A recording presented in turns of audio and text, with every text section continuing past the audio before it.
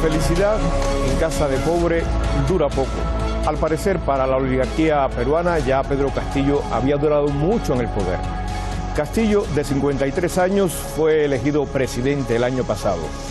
De familia campesina, activista sindical en su momento, maestro, líder socialista.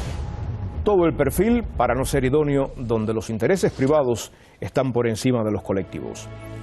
La democracia de ese país, la democracia de Perú, está mostrando su fragilidad.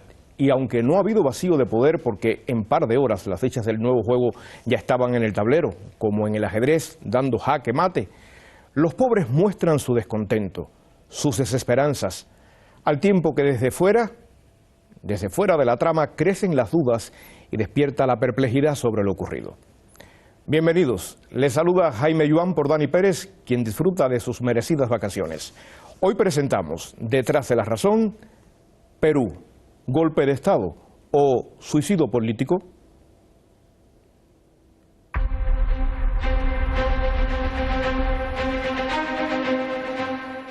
Perú lleva más de 2 décadas encadenando una crisis tras otra. Pedro Castillo es el último expresidente de una lista de jefes de Estado desafortunados. En su caso, fue destituido el miércoles pasado por el Congreso por incapacidad moral en el tercer juicio político lanzado en contra del líder izquierdista acusado de actos de corrupción. Han votado a favor 101 congresistas.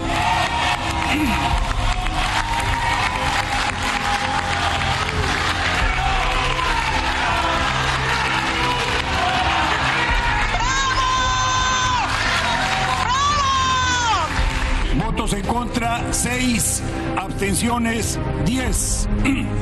Ha sido aprobada la resolución que declara la vacancia. Esto llega luego de que Castillo intentara disolver el órgano legislativo, donde el mismo día enfrentaba una moción de vacancia impulsada por los diputados opositores y derechistas. Reitero que no soy corrupto, porque mi nombre y el buen apellido de mis padres jamás lo mancharía. Soy un hombre de trabajo, de confianza y de consenso. La derecha peruana no se conformó con la vacancia de Castillo y fue más allá para acusarlo de rebelión y conspiración, y lo detuvieron. El Pleno de la Junta Nacional de Justicia del Perú rechaza el golpe de Estado que promueve el señor Pedro Castillo Terrones e invoca a las Fuerzas Armadas del Perú, a la Policía Nacional y a la ciudadanía en general a defender el orden constitucional. Tras la destitución y el procesamiento de Castillo, Dina Boluarte, su vicepresidenta, juró el cargo como nueva presidenta de esa nación sudamericana. Asumo el cargo de presidenta constitucional de la República, siendo consciente de la enorme responsabilidad que me toca. Dejemos atrás los capítulos de confrontación, de dimes y diretes, que nada bien le hicieron al país. No obstante, los peruanos que consideran como inconstitucional el mandato de Boluarte sacudieron las distintas partes del país con sus masivas protestas. Exigieron la excarcelación del exmandatario y el cierre del Congreso. Manifestaciones que han dejado al menos 2 muertos y varios heridos. Libertad para mi presidente, libertad Pedro Castillo. Pido a nivel mundial que miren al Perú, que estamos siendo maltratados por la policía y por gobiernos neoliberales delincuentes. Tras los violentos enfrentamientos acaecidos, la nueva presidenta de la nación anunció que pedirá adelanto de elecciones al Congreso y declaró estado de emergencia por protestas. He decidido asumir la iniciativa para lograr un acuerdo con el Congreso de la República para adelantar las elecciones generales para el mes de abril del 2024.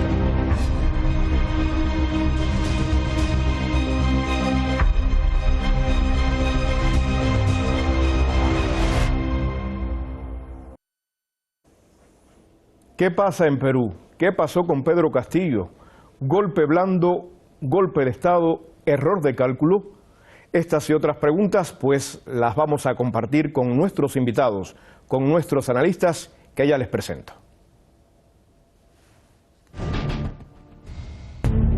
Hoy compartiremos el programa con Verónica Insausti. Ella es periodista, analista y también corresponsal de Nuestra América TV. Está en Perú, en la ciudad de Lima, capital, en el lugar de los hechos, para ayudarnos a entender qué pasa. Isaac Billo es nuestro otro invitado, analista internacional con grados y posgrados en historia y política económica. Isaac está en Reino Unido, en Londres, y conoce muy bien la realidad peruana. Es oriundo de ese país suramericano. Bienvenidos al programa, un gusto tenerlos entre nosotros en esta jornada. Muy buenos. Vamos a comenzar por algo que me parece crucial en Detrás de la Razón en el análisis del programa. Si partimos de que Pedro Castillo pues no ha tenido muy buena suerte, no logró ni siquiera un gabinete estable, ¿por qué sucede esto en tan poco tiempo y cuánto pudo haberle afectado a concretar su proyecto, su gobierno? Isaac. Bueno, desde las elecciones yo lo decía acá en este canal, que Castillo iba a ser un gobierno moderado, neoliberal, porque su corriente política era el toledismo, que no iba a ser un gobierno de izquierda, antiimperialista, socialista, como temía la derecha, menos comunista, y que iba a haber una dualidad de poder desde el primer momento entre un ejecutivo y un legislativo, y que alguien tenía que imponerse, y al final se impuso el legislativo. Y ahora también pienso que les puedo pronosticar que Dina Boluarte no creo que dure más de lo que es un torneo de balompié. Ahora, el problema que tiene Castillo es que él pudo haber cambiado las reglas del juego si él llegaba con un movimiento de masas a la presidencia, con cientos de miles a las calles, y ¿sabe qué? Desconozco la constitución de Fujimori del año de la dictadura, reconozco solamente la del 79 y convoca a una nueva asamblea constituyente. No lo hizo y permanentemente conciliaba con la derecha, mantuvo el modelo neoliberal, se mantuvo totalmente subordinado a la agenda económica de Estados Unidos y política y diplomática de este país. Entonces, su machete perdió filo y al final el Congreso se lo ha tumbado. Ahora, en una de las preguntas que tú haces, ¿fue un golpe o fue una metida de pata? Yo diré lo siguiente. Para mí, lo que hizo Castillo ese día 7 fue un golpe palaciego porque no apeló a las masas para cerrar el Congreso. Él pudo haber apelado a cientos de miles que vengan a Lima a movilizarse contra el Congreso, no lo hizo. Nunca quiso hacer una marcha contra el Congreso como la que, por ejemplo, hizo Evo Morales en Bolivia en diciembre, que movilizó 1,5 millones de bolivianos contra el golpe. No se reunió previamente con su Consejo de Ministros, ni con los altos mandos, y el hombre se disparó. Pero yo no sé si lo hizo por un error, por una precipitación, porque sabía que todo estaba perdido, o porque quería provocar una situación de caos como la que hay ahora en el Perú, para que más adelante le pidan, ¿sabe qué? Usted es el único que puede poner orden, regresa a la presidencia. No sé. Lo que sí puedo decir, y hay muchas elucubraciones que lo drogaron, ¿verdad? Ese discurso, que lo amenazaron, que los militares lo obligaron a hacer eso, mintiéndole. Eso parece de película, realmente. O sea, cuando uno lee ese documento, parece que es algo de película, algo poco creíble, ¿no? No se sabe qué ha pasado. Por eso yo creo que él debe ser libre, deben dejarlo libre para que la gente le pregunte qué ha pasado realmente. Porque nadie en el Perú dice, yo le hice el discurso a Castillo. Yo no sabía nada, dicen todos sus asesores. Pero es un discurso que no tenía nada que ver con la estrategia de su defensa, ni sus abogados, ni de sus ministros que se venían preparados ese mismo día a las 3 de la tarde, y era la moción de vacancia. Y él, lo correcto hubiese sido que lo hubiese ido, le enfrentaba, la ganaba y de ahí iba la contraofensiva. Y si lo votaban en eso, más fuerza hubiese tenido la presión popular. Pero bueno, todavía hay muchas elucubraciones. Lo que quiero terminar es con lo siguiente. Yo sí creo que en este momento en el Perú hay un golpe de Estado. ¿Por qué? Porque mira, según la Constitución, según el reglamento del Congreso, para que haya una moción de vacancia, tiene que darle al presidente 3 días de plazo para que lea el documento, se prepare entre 3 y 10 días de plazo. Bueno, esta fue la 4ª moción de vacancia, no la 3ª, la 4ª. Y se la preparó el presidente del Congreso, José William Zapata, un cuarto de hora antes. Miren, a las 12:07 se instala el Congreso, se canta el himno nacional, a las 12:10 se informa al Congreso que va a haber una moción de vacancia, la lee el relator, y demoró 6 minutos para que se pase a votar sin que nadie hable, no haya ni el más mínimo debate, ningún tipo de discusión. No se le hizo llevar el documento al presidente, ni siquiera los congresistas que votaban a favor, nadie. Y entonces se violó totalmente los procedimientos, porque no se dio esos 3 días, porque no se le envió el documento al presidente, no hubo derecho de la defensa, no hubo derecho a la intervención de los congresistas, y en 6 minutos se quiso tumbar a un presidente electo por 8.8 millones de peruanos, y en medio de 2 vueltas y gran proceso electoral. O sea, bueno, vamos a esperar entonces cuando... Y la última cosita que quiero decirte sobre esto, según el reglamento del Congreso, es posible en una situación especial que se pueda hacer una vacancia express, pero se requieren 4/5 del Congreso para que esos 4/5 autoricen una sesión extraordinaria. O sea, eso significa 104 votos. Nunca hubo 104 votos y además nunca pidieron esa sesión extraordinaria porque lo decidieron una sesión ordinaria. Entonces es totalmente antidemocrático. Y además al Castillo lo metieron preso cuando todavía todos lo reconocían como presidente constitucional. O sea que es todo un golpe de Estado lo que está viviendo el Perú. Es una especie de nueva Yanina Áñez lo que estamos viendo en el Perú ahora. Vamos a ver después, cuando pase el tiempo, el resultado del veredicto de algún tribunal constitucional. Quiero hablar con Verónica, porque para algunos politólogos en Verónica, Pedro Castillo ha sido el mejor ejemplo de que en muchas ocasiones votar por el mal menor pues cristaliza un mal mayor. ¿Qué opinas de esto? Bueno, no sé qué politólogos dirán eso. Yo respecto a Pedro Castillo pienso que él llegó al gobierno por las demandas de la mayoría de la población peruana de un cambio estructural. Este sistema regido bajo la política neoliberal por más de 3 décadas ya no daba más. Entonces, y esto se visualizó aún más en pandemia, ¿no?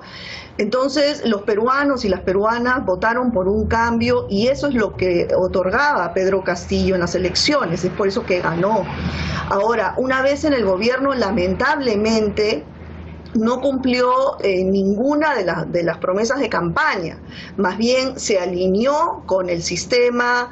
En el Ministerio de Economía mantuvo las políticas neoliberales a través de los ministros que colocaba ahí. Y siempre estuvo a merced de lo que, o contra la pared, por el tema de los congresistas que desde el día 1 pues querían su vacancia, pensando en que Pedro Castillo iba a finalmente hacer estos cambios estructurales que había prometido. Sin embargo, nunca se dieron estos cambios. Y bueno, finalmente el Congreso pues logró vacar, como bien dice el analista político que acabamos de escuchar, está todavía en verse qué tan constitucional ha sido esta vacancia. Hay muchos que dicen que no se han cumplido pues los procedimientos establecidos para una vacancia, esto de redactar a último minuto, pero claro, esto ha sido un efecto de la solicitud 2 horas antes del presidente Pedro Castillo de pedir que se cerrara el Congreso y además que se detuviera a los representantes de otras instituciones públicas como la fiscal de la Nación. Entonces, todo lo que ha ocurrido el miércoles pasado entre el autogolpe y la vacancia 2 horas después ha sido fuera del marco constitucional. En todo caso, tanto el Ejecutivo como el Legislativo no han procedido de acuerdo a lo que dicta la Constitución. Pero hoy en día estamos viendo un caos generalizado.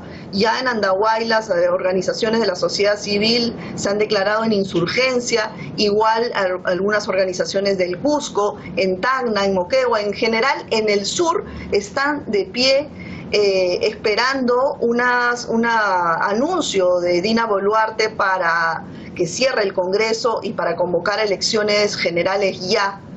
En la madrugada, Dina Boluarte anunció que estas elecciones iban a adelantar para abril del 2024, pero estos 15 meses van a ser interminables y va a seguir el caos. Y si Dina Boluarte está esperando, como dijo, que este Congreso asuma algunas reformas constitucionales para adaptar una mejor elección, un mejor marco para unas elecciones generales, pues no lo va a hacer. Este Congreso lo único que quiere y que ha demostrado desde el día 1 es hacer leyes a favor propio. Lo único que ahora ya adelantaron algunos congresistas del oficialismo, que claro, sí, ellos van a hacer reformas, pero ¿para qué? Reformas sobre el Jurado Nacional Electoral, que recordemos le hicieron la vida imposible, y a la OMPE, la derecha liderada por Keiko Fujimori en las últimas elecciones, desconociendo los resultados porque claro, no le eran útiles, ¿no? Entonces, claro, van a apuntar a eso para quitar la independencia, van a apuntar a reelegirse los congresistas.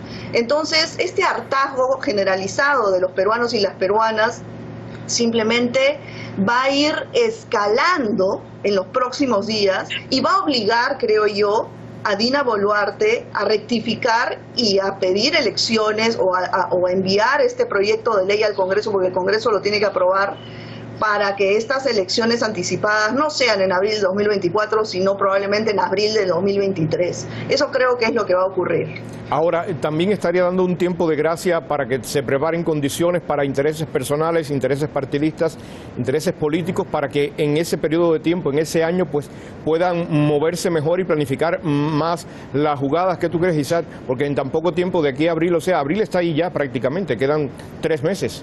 Como aquel que dice, para preparar un proceso electoral. Mira, yo quisiera que el público entienda cuán antidemocrático es el Congreso peruano, y que además es el más impopular de la historia del país. Y yo creo que en todos los programas que hemos hecho en Hispan TV durante esta última década, no conozco otro Congreso que cuando le falten 4 años tenga una popularidad del 6 o el 8%, o sea que lo apoya entre el 15 al 16 ciudadanos o electores. Es un Congreso extremadamente impopular, repudiado por la población. Y la cocina cierre del Congreso es súper popular en el país. Ahora, este Congreso es impopular porque es totalmente antidemocrático. No quisieron reconocer que perdieron las elecciones generales y que Castillo ganó. Nunca quisieron reconocer el triunfo de Castillo. Algunos pedían golpe militar y desde el primer momento le han querido hacer vacancia. Castillo ha tenido 3 mociones de vacancia en 12 meses. Ya, ningún presidente en el mundo. No lo dejaban salir del país a asistir a cumbres internacionales, pero en cambio Keiko Fujimori, que es una prontuariada que la fiscalía le pide 30 años de cárcel, ahí la han dejado ahora la permiten salir del país. Entonces es un Congreso tremendamente antidemocrático, y lo más antidemocrático es que este Congreso prohibió el derecho al referendo, porque en el país la Constitución dice que uno puede pedir un referendo y lo que se quería era un referéndum para ver si el pueblo quiere o no una nueva asamblea constituyente. No, este Congreso quiere que la constituyente, impuesta con la dictadura de Fujimori, que mandó tanques al Poder Ejecutivo y Legislativo en el año 92, que fue aprobada con minoría, ojo, minoría de votos, y encima con fraude, esta constitución, que es ilegal porque según la Constitución anterior del 79 no puede ser válida una carta magna hecha en dictadura, que esta constitución ilegal sea vitalicia, que nunca se pueda, que no diga muerte, sea incambiable. Y lo que ellos quieren en verdad es que la Comisión de Constitución del Congreso, que son cuánto, 20, 25 congresistas, sean que la cambie esta constitución y la altere por completo. Entonces, y ahora lo que quieren, como dijo mi anterior colaboradora, tiene razón, quieren poner reelección de congresistas y bicameralidad, pero la verdad es que hace 4 o 5 años atrás tuvimos un referéndum en el Perú donde más del 80% de los peruanos votó en contra. No quieren reelegir a los congresistas porque lo ven corruptos, no quieren bicameralidad porque saben que por ahí va a venir la reelección y más corrupción todavía, y sin embargo ahora quieren nuevas elecciones, sí, pero con bicameralidad, con reelección, para que ellos sigan en la misma vaina. Entonces, eso no lo quiere aceptar la población. La población está harto de ese tipo de políticos que ven sus propios intereses. Ahora, en mi opinión, la única salida no es adelantar las elecciones generales para acá 3 o 4 meses, no. La solución para mí es una asamblea constituyente que reorganice completamente al país.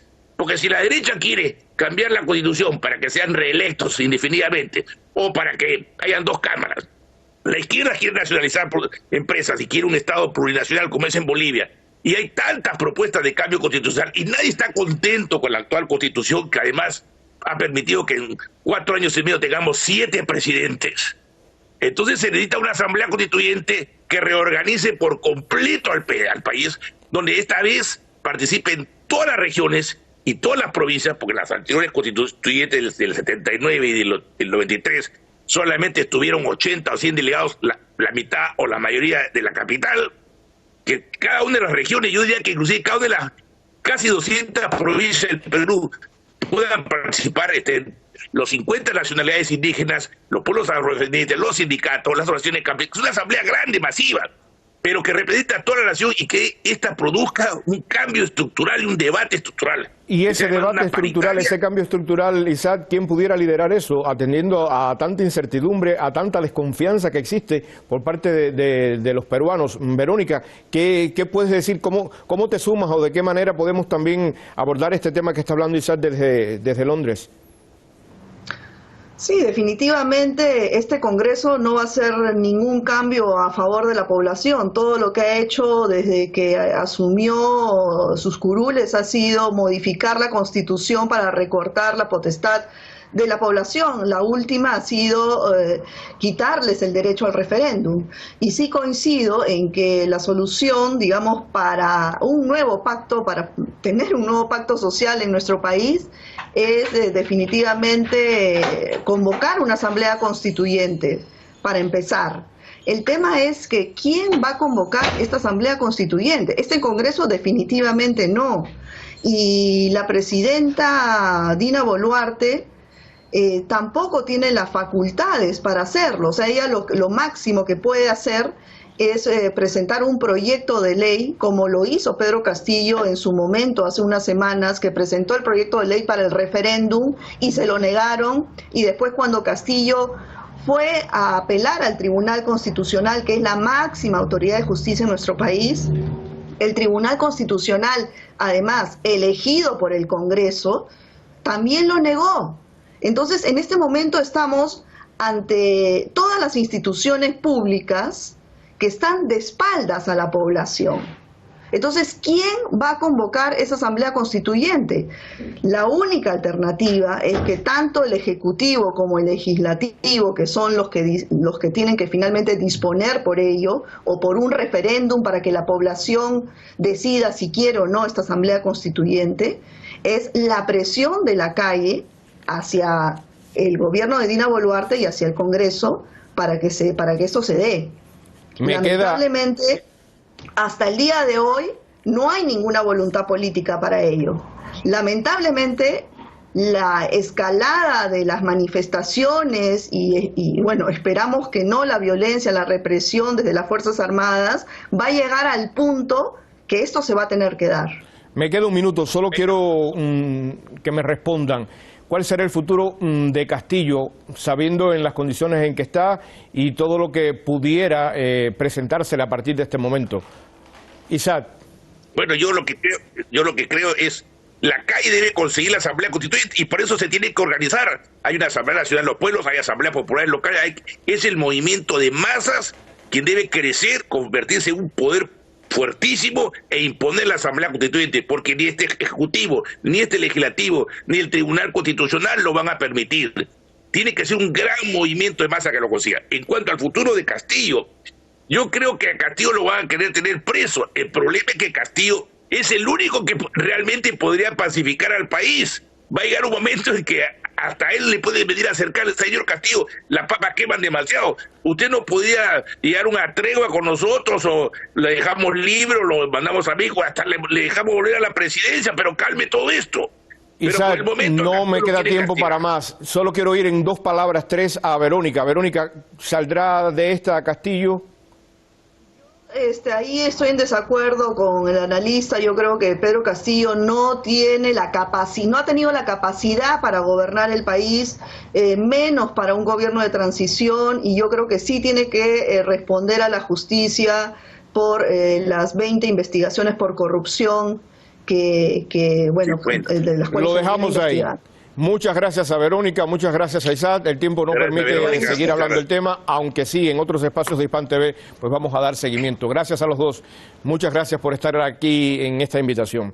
Lo que sí queda claro, si algo está claro y documentado, es que la corrupción crónica ha afectado a las más altas esferas del poder peruano. Por otra parte, el Congreso es una de las instituciones en las que menos se confía y la rápida sucesión de presidentes es un síntoma de inestabilidad institucional. Hoy se puso de turno Dina Boluarte y en un tiempo, en un año y algo, los peruanos deberán hacer memoria para que su voto no vuelva a ser promesa de mejora social y económica. La promesa arrebatada al proyecto de Pedro Castillo de reducir la desigualdad crónica para que en Perú no hayan más pobres en un país rico. Así cerramos esta edición. Mañana nos centraremos en Irak y la lucha antiterrorista. ¿Qué ha sucedido allí después de la victoria de Irak sobre Daesh? Recuerden, mañana en Detrás de la Razón.